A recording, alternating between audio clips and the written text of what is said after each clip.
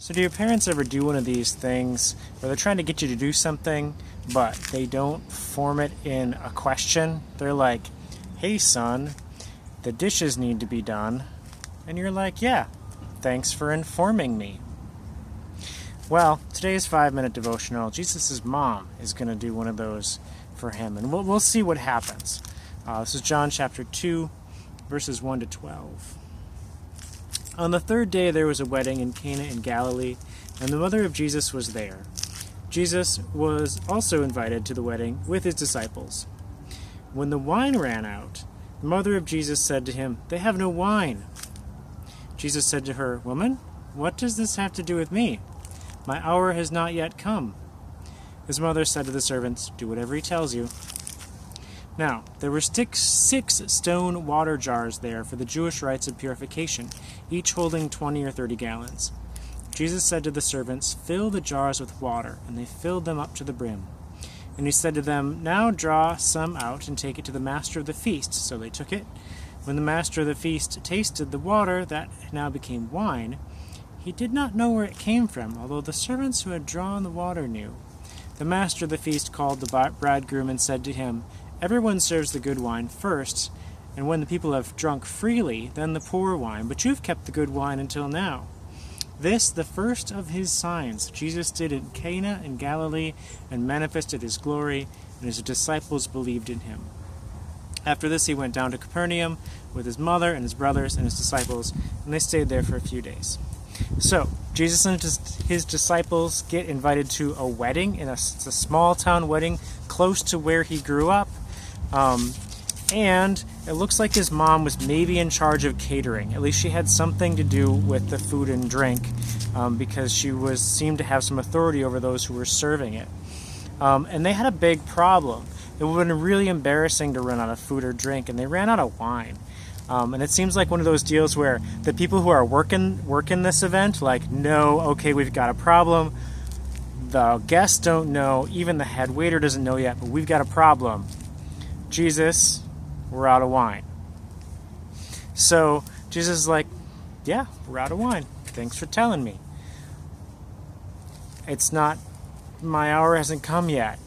Which later on in John, we hear that phrase again and again, and we learn that he's talking about his death and resurrection.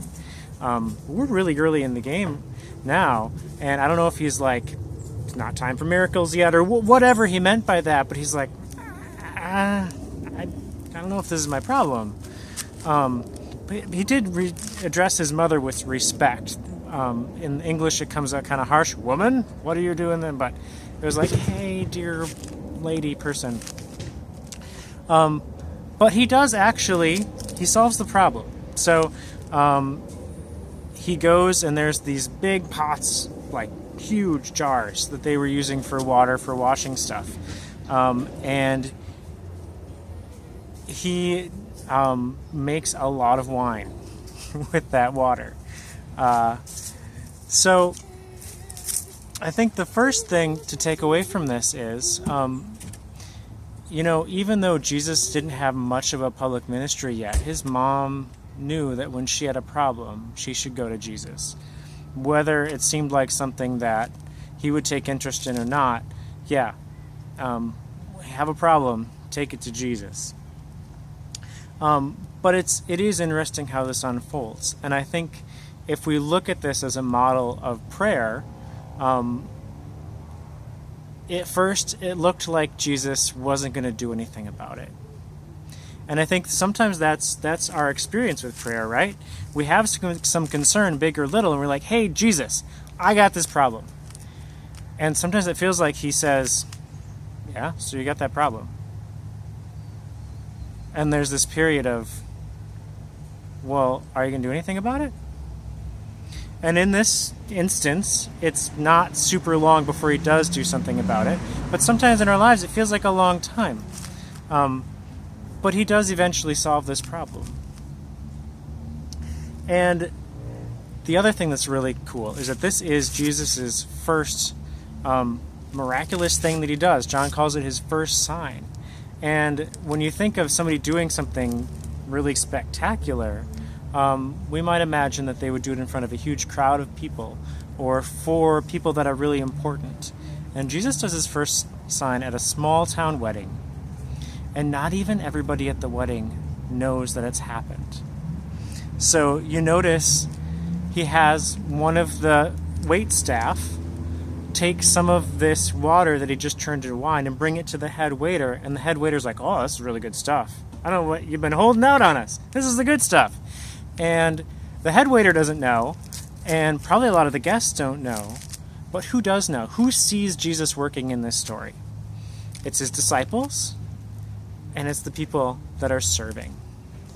And yeah, later Jesus does do some pretty huge public things. But right now we see that Jesus does do the miraculous and does answer prayer for things that are behind the scenes and for those who are not the, in some ways, most important people. But to Jesus, everybody's important.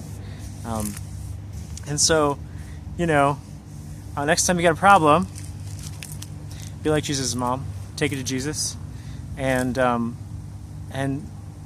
worry if it at first doesn't look like he's going to do anything about it, because, he might just do something incredible and give you way more of an answer than you could ever use, because, he made 180 gallons of wine there. So, we'll see ya.